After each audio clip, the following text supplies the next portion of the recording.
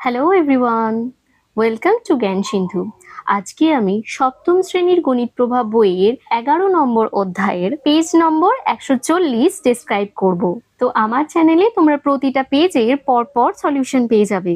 আর তোমাদের জন্য আমি প্লেলিস্ট তৈরি করে দিয়েছি, যার লিংক আমি ডেসক্রিপশন বক্সে প্রোভাইড করে দিয়েছি। তো তোমাদের যদি আমার ভিডিও ভালো লেগে থাকে তাহলে অবশ্যই ভিডিওটিতে একটি লাইক করবে এবং চ্যানেলটিকে সাবস্ক্রাইব করবে। তো দেখো কি বলেছে, দশমিক সংখ্যার বর্গমূল। তাহলে প্রথমে জেনে নিতে হবে বর্গমূল কাকে বলে এবং বর্গ কাকে বলে। ধরো আমি একটা সংখ্যা নিয়ে নিলাম 5। এখন এটাকে আমি বর্গ করব, তাহলে এটাকে আমি কি করব, 5-এর সাথে আমি আর একটা 5-কে গুণ করব। মানে এটা কি হলো না 5-এর স্কোয়ার।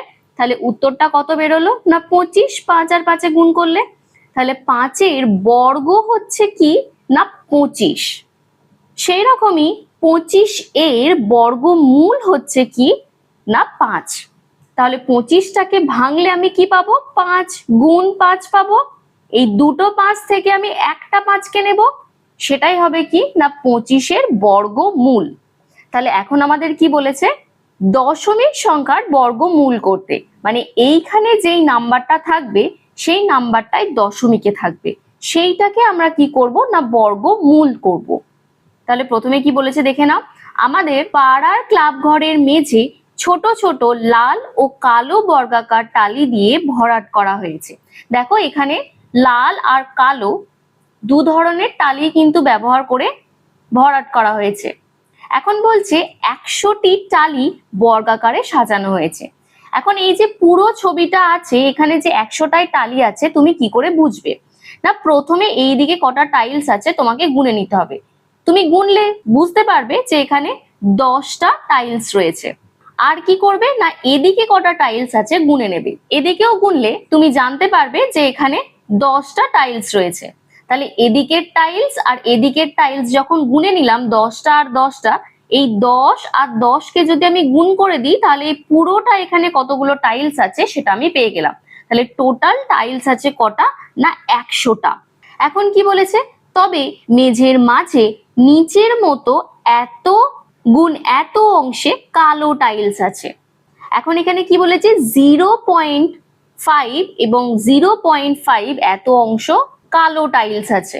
তাহলে দেখো অ্যাকচুয়ালি কিন্তু এই দুটোকে গুণ করেছে, তাহলে এইটা কি বেরিয়েছে না বর্গ বেরিয়েছে। কার বর্গ বেরিয়েছে না 0.5 এর কিন্তু বর্গ বেরিয়েছে, তাই না।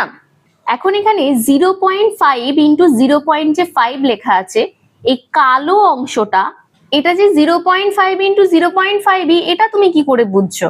এখানে দেখো 0.5 মানে কি, এখানে 0.5 কে যদি তুমি ভগ্নাংশ আকারে প্রকাশ করো তাহলে তুমি এটাকে কি লিখবে, 5/10 লিখবে। কারণ এখানে দশমিকের পর একটা ডিজিট রয়েছে, তাহলে কি হবে না একের পিঠে একটা শূন্য বসবে। এখন যদি এটা 0.25 থাকতো তাহলে এর ভগ্নাংশ রূপটা হতো 25/100, তাই না। তাহলে এখন যখন 0.5 কে আমি এইভাবে প্রকাশ করে লিখছি, আর একটা 0.5 কে নিশ্চয়ই আমি 5/10 করে লিখে নিতে পারবো। এখন যদি এই দুটোর গুণ করি, ওপরে হচ্ছে কত 5×5 = 25 আর নিচেতে কত হচ্ছে না 10×10 = 100।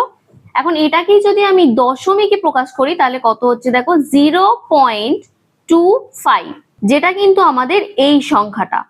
এখন তুমি যদি ডাইরেক্টলি 0.25 কে ভগ্নাংশ আকারে প্রকাশ করো সেক্ষেত্রেও তুমি 25/100 পেয়ে যাবে, তাই নয় কি।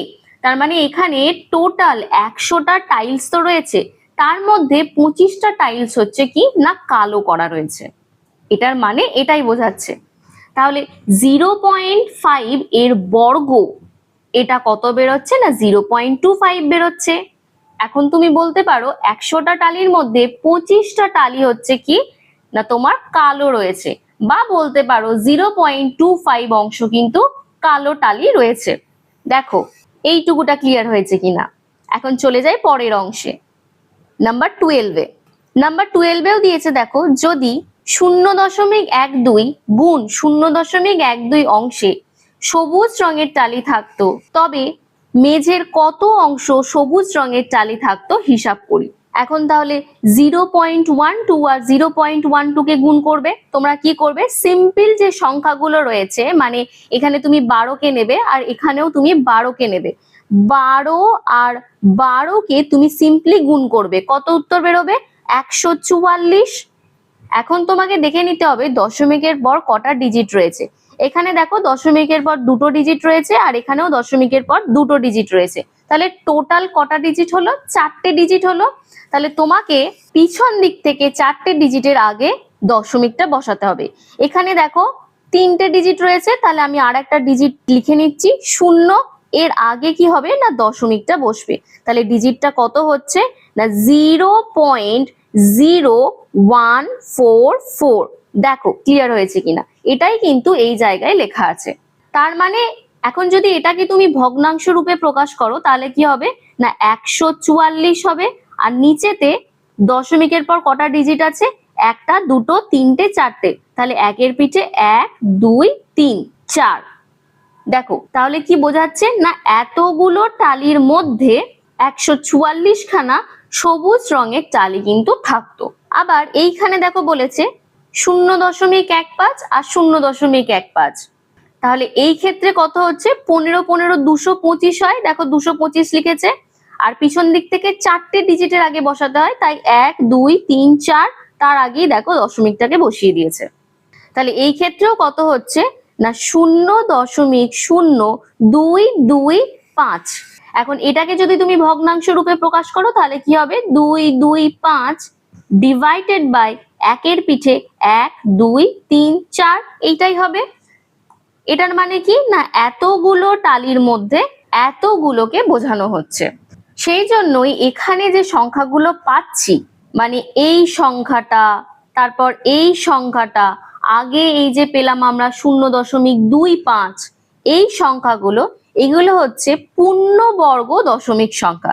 দেখো 0.25, 0.0144, 0.0225, এগুলো কি না পূর্ণবর্গ দশমিক সংখ্যা। এখন আমরা যে পূর্ণবর্গ দশমিক সংখ্যা পেয়েছি, মানে এই যে 0.25 পেয়েছি, এইটা আমরা কি করে পেয়েছিলাম, 0.5 এইটার বর্গ করে পেয়েছিলাম। তাহলে এইটার যদি আমরা বর্গমূল করি তাহলে আমরা কি করব, আবার এই 0.5-এ রিটার্ন করতে পারবো। তাহলে এইখানে দেখো 0.25-এর মাথাতে ঠিক এইরকম ভাবে দিয়ে দেওয়া মানে বোঝাচ্ছে 0.25-এর বর্গমূল করতে বলছে, এর মানে হচ্ছে 0.5। সেই রকম দেখো 0.0144 এর বর্গমূল কি হবে না 0.12 হবে। তাহলে এর বর্গমূল, এই কথাটা লেখার মানেই হচ্ছে তুমি মাথায় এইরকম রুট ওভার এটাকে করে নিতে পারো। সেম তাহলে এই যে যেটা রয়েছে 0.225, যেটা আমরা পূর্ণবর্গ দশমিক সংখ্যা পেয়েছি, এটা অ্যাকচুয়ালি কোন নাম্বারটা থেকে পেয়েছি, এটা আমরা পেয়েছি 0.15 এইটা থেকে পেয়েছি। তাহলে এর বর্গমূলটা কি হবে না 0.15। দেখো ক্লিয়ার হয়েছে কিনা। তাহলে এরপরে কি বলছে, দেখছি পূর্ণবর্গ দশমিক সংখ্যায় দশমিকের পরে জোড় সংখ্যক অঙ্ক আছে।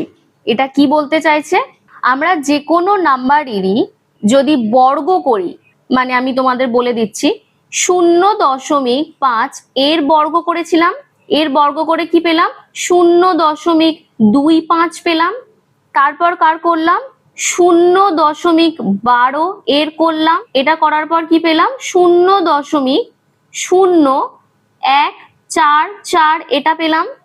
তারপর 0.15 এটার বর্গ করার পর কি পেলাম না 0.0225 এটা পেলাম।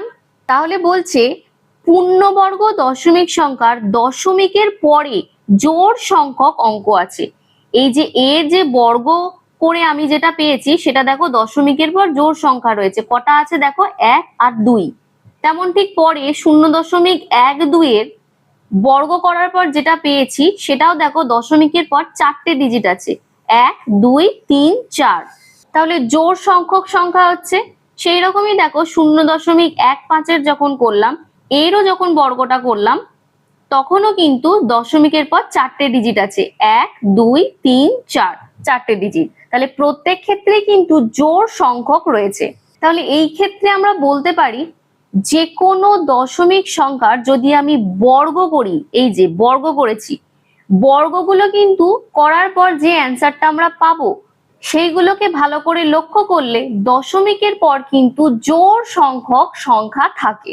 মানে এই ক্ষেত্রে 2টো পেয়েছি, এই ক্ষেত্রে 4টে পেয়েছি, এই ক্ষেত্রেও 4টে পেয়েছি, কোথাও 3টে বা 5টা এইরকম কিন্তু সংখ্যক অঙ্ক আমরা পাবো না। অঙ্ক মানে এখানে ডিজিটের কথা বলা হচ্ছে। তাহলে এর পরে কি বলেছে দেখে নিই।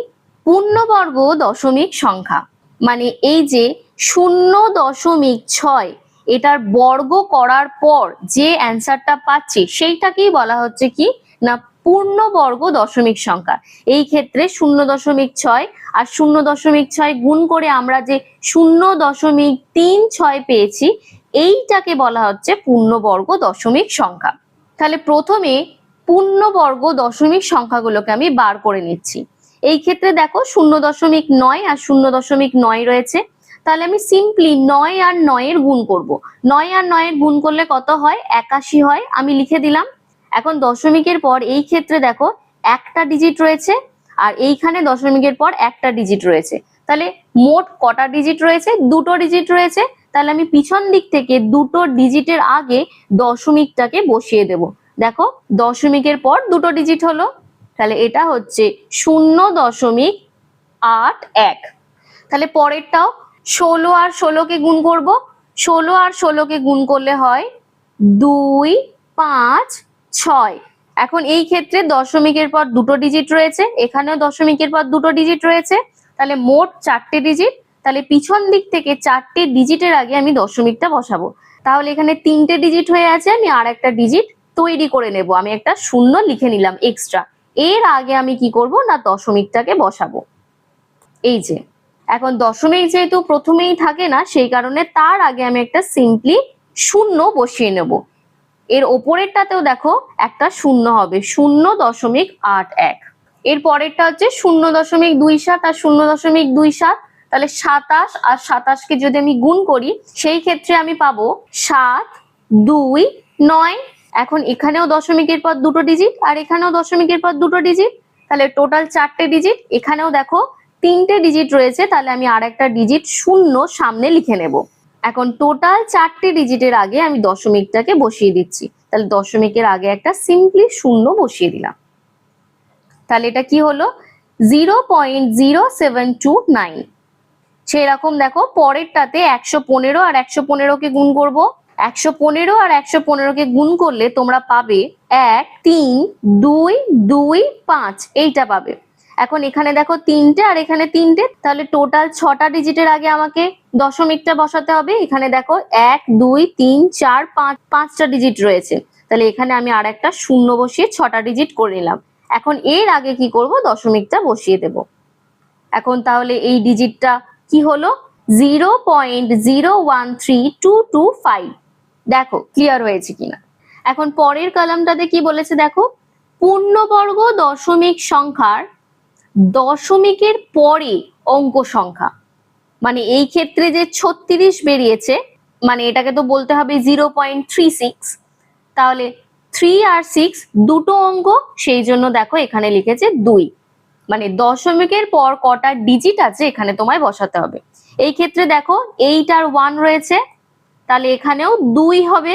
পরেরটাতে দেখো দশমিকের পর 1 2 3 4, তাহলে এখানে দেখো 4 লেখা আছে। এর পরেরটাতেও দেখো দশমিকের পর 4টে ডিজিট, তাহলে এখানেও হলো 4টে। এর পরেরটাতে দেখো দশমিকের পর 6টা ডিজিট, তাহলে এখানে লিখে নিচ্ছি 6। তাহলে প্রতি ক্ষেত্রে যদি লক্ষ্য করো খুব ভালো করে, যে কোনো দশমিক সংখ্যার পূর্ণবর্গ সংখ্যা যেগুলো আমরা পাচ্ছি সেগুলোই কিন্তু দশমিকের পর যতগুলো সংখ্যা থাকছে সেগুলো কিন্তু জোড় সংখ্যা থাকছে। এখানে 2টো ডিজিট পেয়েছি, এখানেও 2টো পেয়েছি, এখানে 4টে পেয়েছি, এখানে 4টে আর এখানে 6টা। তাহলে প্রতি ক্ষেত্রে কিন্তু জোড় সংখ্যক সংখ্যা থাকছে। এর পরেরটা কি বলেছে দেখো, পূর্ণবর্গ দশমিক সংখ্যার বর্গমূলে দশমিক বিন্দুর পরে অঙ্ক সংখ্যা। মানে যেটার বর্গ করেছি, প্রথমেরটাই হচ্ছে 0.6 এর বর্গ করেছি, এই সংখ্যাটায় পয়েন্টের পর কটা ডিজিট আছে সেইটা গুণে আমায় বসাতে বলছে। তাহলে প্রথম ক্ষেত্রে 0.6 ছিল, তাহলে পয়েন্টের পর একটা ডিজিট রয়েছে, তাই এখানে দেখো 1 লিখেছে। পরেরটাতে 0.9 ছিল, 0.9 মানে পয়েন্টের পর একটা ডিজিট হচ্ছে, তাহলে আমি 1 বসিয়ে দিচ্ছি। পরেরটায় 0.16 ছিল, তাহলে পয়েন্টের পর দুটো ডিজিট ছিল, তাহলে এখানে আমি লিখে নিচ্ছি 2। পরেরটা ছিল 0.27, তাহলে পয়েন্টের পর দুটো ডিজিট, তাই এখানে হবে 2। আর এইটাতে হচ্ছে 0.115, মানে পয়েন্টের পর তিনটে ডিজিট, তাহলে এখানে কত হবে না 3 হবে। দেখো ক্লিয়ার হয়েছে কিনা। তো তোমাদের যদি কোনো ধরনের ডাউট থেকে থাকে তোমরা আমাকে কমেন্ট সেকশনে জিজ্ঞাসা করে নিতে পারো। আর তোমাদের যদি কোনো চ্যাপ্টারের ভিডিও রিকোয়ারমেন্ট থাকে তাহলে তোমরা বলতে পারো, আমি আপকামিং ভিডিওর মধ্যে সেগুলো আপলোড করার চেষ্টা করব। তো আজকের জন্য এইটুকুই, দেখা হচ্ছে নেক্সট ক্লাসে।